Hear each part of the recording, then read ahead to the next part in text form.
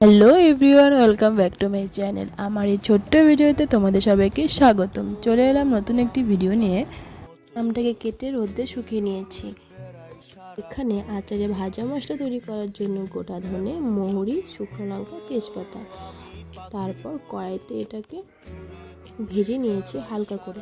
তারপর শিল নোড়ায় এটাকে হালকা করে বেটে নিতে হবে। তা আমিও তাই করছিলাম।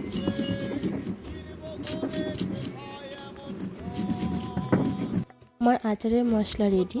আর আচারে দেওয়ার জন্য আমি শুকনো লঙ্কাটা তেলে ভেজে নিয়েছিলাম যেন দেখতে ভালো হয়।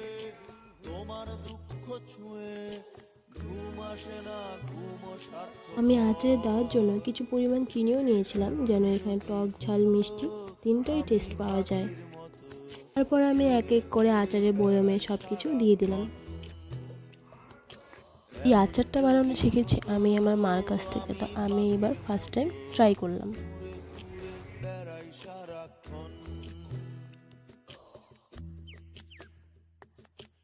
সঙ্গে পরিমাণ মতো নুনও দিয়ে দিলাম।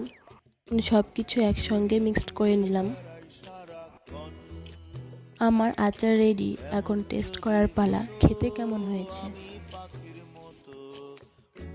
এটা খেতে সত্যি অসাধারণ হয়েছে। তো ভিডিওটা এখানেই শেষ করলাম। যদি ভালো লাগে তাহলে সাবস্ক্রাইব করে দিও।